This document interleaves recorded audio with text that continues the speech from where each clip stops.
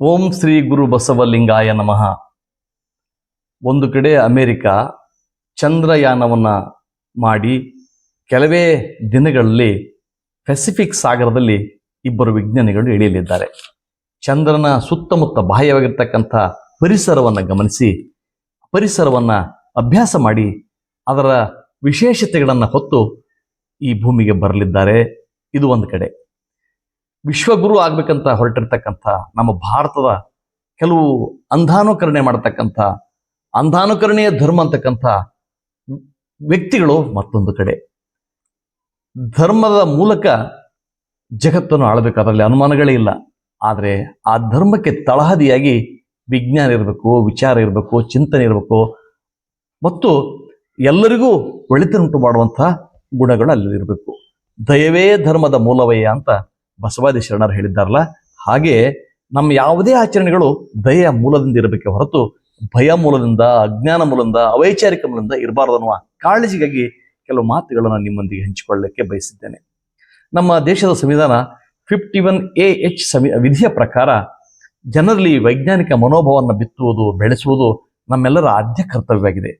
ಮತ್ತೊಂದು ಸಂಗತಿ ಅಂದರೆ ಈ ಕೆಲವು ವಿಚಾರಗಳನ್ನು ಹೇಳುವ ಮೂಲಕ ಯಾವ ಧರ್ಮವನ್ನು ಟೀಕೆ ಮಾಡಬೇಕನ್ನೋ ಉದ್ದೇಶ ನನ್ನಲ್ಲಿ ಖಂಡಿತವಾಗಿ ಇಲ್ಲ. ನಮ್ಮೆಲ್ಲರಿಗೂ ಒಳಿತಾಗಲಿ, ಇಲ್ಲಿರ್ತಕ್ಕಂಥ ಸಕಲ ಜೀವಿಗಳಿಗೂ ಲೇಸಾಗಲಿ ಎನ್ನುವ ಹಿನ್ನೆಲೆಯಲ್ಲಿ ಕೆಲವು ಮಾತುಗಳನ್ನು ನಾನಿಲ್ಲಿ ಹೇಳಲಿಕ್ಕೆ ಬಯಸ್ತೇನೆ. ಈ ದೇವರಿಗೆ ಅರ್ಪಣೆ ಮಾಡುವಾಗ ನಮ್ಮಲ್ಲೊಂದು ತಿಳುವಳಿಕೆ, ಆತನಿಗೆ ಮೀಸಲಾದ್ದನ್ನು ಕೊಡಬೇಕು, ಅದು ಯಾರ ಎಂಜಲು ಆಗಿರಬಾರ್ದು ಅಂತ. ಈ ಬಗ್ಗೆ 12ನೇ ಶತಮಾನದಲ್ಲಿ ಬಸವಣ್ಣವರು ಒಂದು ಅದ್ಭುತವಾದಂತಹ ವಚನವನ್ನು ಬರೀತಾರೆ. ಹಾಲೆಂಜಲು ಪೇಯನ ಉದಕ ಬೆಂಜಲು ಮತ್ಸ್ಯದ. ಹಾಲು ಕರುವಿನೆಂಜಲು, ಈ ಉದಕ ಮತ್ಸ್ಯದ ಮೀನಿನೆಂಜಲು, ಪುಷ್ಪ ದುಂಬಿ ಎಂಜಲು. ಪುಷ್ಪ ಅರಳಬೇಕಾದ್ರೆ ಆ ದುಂಬಿ ಬಂದು ಪರಾಗ ಸ್ಪರ್ಶ ಮಾಡದೆ ಹೋದ್ರೆ ಆ ಹೂವು ಅರಳಲಿಕ್ಕೆ ಸಾಧ್ಯ ಇಲ್ಲ. ಹಾಗೆ ಶಿವ ಎಂತು ಪೂಜಿಸುವೇನೆ ಈ ಎಂಜಲನ ತೆಗಳೆವಿಡೆ ಎನ್ನಳವಲ್ಲ ಬಂದುದ ಕೈಕೋ ಕೂಡಲ ಸಂಗಮ ದೇವ ಅಂತ ಒಂದ್ ಕಡೆ ಹೇಳ್ತಾರೆ. ಹಾಗಾಗಿ ಕಾಯವನ್ನ, ಮನಸ್ಸನ್ನ, ಭಾವನ್ನ ದೇವರಿಗೆ ಅರ್ಪಿಸಿ ಅವರು ದೇವರ ಎತ್ತರಕ್ಕೆ ಏರಿ ಹೋಗಿದ್ದಾರೆ. ಆದರೆ ಆ ಎತ್ತರಕ್ಕೆ ಏರಿ ಹೋಗದ ನಾವುಗಳು ಎಂತೆಂಥದ್ದು ಕ್ಷುಲ್ಲಕವಾದಂತಹ ಕೆಲಸಗಳನ್ನು ಮಾಡುವಕ್ಕ, ನಿಸರ್ಗದ ವಿರೋಧಿ ಕ್ರಿಯೆಯನ್ನು ಮಾಡುವ ಮೂಲಕ, ಮೌಢ್ಯವನ್ನು ಬೆಳೆಸುವ ಮೂಲಕ ನಮ್ಮ ಬೇಳೆಯನ್ನ ಬೇಯಿಸಿಕೊಳ್ಳುತ್ತಿದ್ದೇವೆ. ಬೇಳೆಯನ್ನ ಬೇಯಿಸಿಕೊಳ್ಳುವವರ ವಿರೋಧವಾಗಿ ನಾನು ಮಾತನಾಡುತ್ತೆ ಹೊರತು ಧಾರ್ಮಿಕ ಆಚರಣೆಗಳಲ್ಲ. ಇವು ಧಾರ್ಮಿಕ ಆಚರಣೆ ಆಗ್ಲಿಕ್ಕೆ ಸಾಧ್ಯವೂ ಇಲ್ಲ. ನಾನು ಅನೇಕ ವೇಳೆ ನೋಡ್ತೀನಿ, ಧರ್ಮದ ಕೆಲವು ನಂಬಿಕೆಗಳಿವೆಲ್ಲ, ನಂಬಿಕೆ ಇರಲಿ, ಆದರೆ ಅವು ಮೌಢ್ಯಗಳಾಗಬಾರ್ದು. ಈ ಮೌಢ್ಯಗಳ ಕುರಿತು ನಾನು ಮಾತನಾಡಿದಾಗಲೆಲ್ಲ ಬಹಳಷ್ಟು ಜನ ನಮ್ಮ ಧರ್ಮದ ಬಗ್ಗೆ ಯಾಕೆ ಮಾತಾಡ್ತೀರಿ ಅಂತ ಕೇಳ್ತಾರೆ.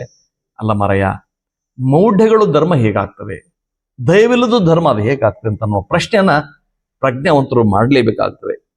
2760 ಡಿಗ್ರಿ ಸೆಲ್ಸಿಯಸ್ ಅಗ್ನಿಯ ರೆಕ್ಕೆಯನ್ನೇರಿ ಒಂದ್ ಕಡೆ ವಿಜ್ಞಾನಿಗಳು ಬರ್ತಾ ಇದ್ರೆ, ನಮ್ಮ ದೇಶದ ನರ್ಮದಾ ನದಿಗೆ 11,000 ಲೀಟರ್ ಹಾಲನ್ನು ಹಾಕುವ ಮೂಲಕ ನೀರಿನಲ್ಲಿರ್ತಕ್ಕಂಥ ಮೀನು, ಮೊಸಳೆ ಇತ್ಯಾದಿ ಜಲಚರಗಳಿಗೆ ಸಂಕಟವನ್ನು ಉಂಟು ಮಾಡ್ತಕ್ಕಂಥ ಈ ಕ್ರಿಯೆಯನ್ನ ಮಾಡಲಿಕ್ಕೆ ಯಾರು ಪ್ರೇರೇಪಿಸಿದರು? ನಿಜಕ್ಕೂ ಈ ಪ್ರೇರೇಪಿಸಿದಂತಹ ವ್ಯಕ್ತಿ ಧರ್ಮದ್ರೋಹಿ ಅಲ್ಲವೇ ಅನ್ನೋಂಥದ್ದನ್ನ ನಾವು ಕೇಳಿಕೊಳ್ಳೇಬೇಕಾಗಿದೆ. ಯಾಕೆಂದ್ರೆ ಹಾಲಿನಲ್ಲಿರ್ತಕ್ಕಂಥ ಫ್ಯಾಟು, ಸಕ್ಕರೆ ಮತ್ತು ಪ್ರೋಟೀನ್, ಸಕ್ಕರೆ, ಪ್ರೋಟೀನ್ ಮತ್ತು ಫ್ಯಾಟ್ ಇವು ಅಲ್ಲಿರ್ತಕ್ಕಂಥ ಜಲಚರಗಳಿಗೆ ಜೀವಕಂಟಕವನ್ನು ಉಂಟು ಮಾಡಬಲ್ಲವು. ಇದು ವಿಜ್ಞಾನ ಹೇಳ್ತದೆ.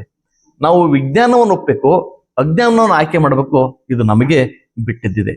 ಸುಮಾರು 6 ಲಕ್ಷ ರೂಪಾಯಿಗಳಷ್ಟು ಖರ್ಚು ಮಾಡಿ, 6 ಲಕ್ಷಗಳ ಖರ್ಚು ಮಾಡಿ ಹಾಲನ್ನು ತಂದು ಯಾರ ಬಾಯಿಗೆ ಕೊಡದೆ, ತುಪ್ಪ ಮಾಡಿ ಉಣ್ಲಿಕ್ಕಾಗದೆ, ಹಾಲನ್ನು ಕುಡ್ಲಿಕ್ಕಾಗದೆ ಮತ್ತು ಆ ಮೊಸರನ್ನು ತಿನ್ಲಿಕ್ಕಾಗದೆ ಅದನ್ನು ನೀರಿನಲ್ಲಿ ಚೆಲ್ಲಿ ಅಲ್ಲಿರ್ತಕ್ಕಂಥ ಜಲಚರಗಳ ಪ್ರಾಣಕ್ಕೆ ಸಂಕಟವನ್ನು ಉಂಟು ಮಾಡ್ತಕ್ಕಂಥ ಮನೋಭಾವ ನಮ್ದಿದೆಯಲ್ಲ, ಈ ಮನೋಭಾವನ ಧರ್ಮ ಅಂತ ಹೀಗೆ ಕರೆಯೋದು.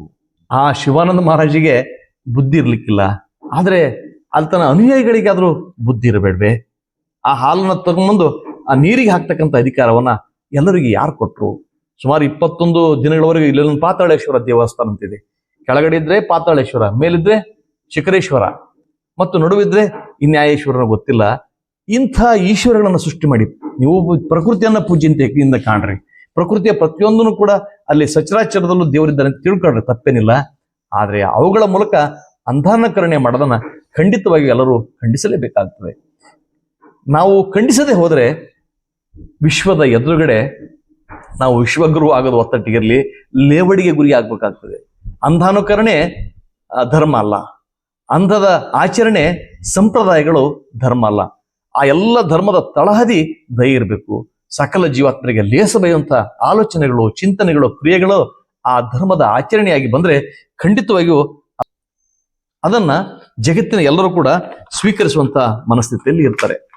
ನಮ್ಮ ಸ್ಥಿತಿ ಏನಾಗಿದೆ ಅಂದ್ರೆ, ನಾರಿವಾಳವ ತಂದು, ನಾರಿವಾಳ ಅಂಬಿಗರ ಚೌಡನ ಹೇಳ್ತಾರೆ ಒಂದ್ ಕಡೆ, ನಾರಿವಾಳವ ತಂದು ನಾಯಿಯ ಮುಂದೆ ಹಾಕಿದಡೆ, ಈ ತೆಂಗನ್ನ ತಂದು ನಾಯಿ ಮುಂದೆ ಹಾಕಿದಡೆ ತಿನ್ನಲರಿಯದು ಒಡಿಯಲರಿಯದು, ಒಡ್ಲಿಕ್ಕೂ ಬರಲ್ಲ ಅದು ತಿನ್ಲಿಕ್ಕೂ ಬರಲ್ಲ. ಅದರವಳು ಜಂಗಮದೊಳಗೆ ಲಿಂಗಮ ನರಿಯದ.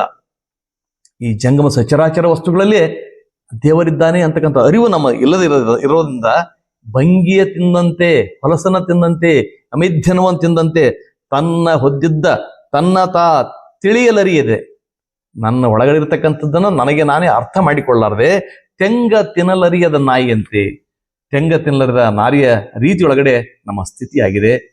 ಹಾಗಾಗಿ ಗಟಾರದ ನೀರು ನದಿ ಸೇರಿ ಹೇಗೆ ಜಲಚರಗಳಿಗೆ ಕಂಟಕವನ್ನು ಉಂಟು ಮಾಡುತ್ತದೋ ಅದರ 10 ಪಟ್ಟು ಕೆಟ್ಟ ಪರಿಣಾಮವನ್ನು ಹಾಲನ್ನ ನೀರಿಗೆ ಹಾಕುವ ಮೂಲಕ ನಾವು ಉಂಟು ಮಾಡ್ತೇ ಇದ್ದೇವೆ ಅನ್ನುವ ಪ್ರಜ್ಞೆ ನಮಗೆ ಇಟ್ಟುಕೊಂಡು ಧರ್ಮದ ಆಚರಣೆಗಳನ್ನ ನಾವು ಕಾಣಬೇಕೆ ಹೊರತಾಗಿ ಅಪ್ಯಾಯನ ಪ್ರಸಾವವನ್ನು ಹಿಡಿಸುವ ಹಕ್ಕನ್ನ ಯಾರು ನಮಗೆ ಒದಗಿಸಿಕೊಟ್ಟಿಲ್ಲ.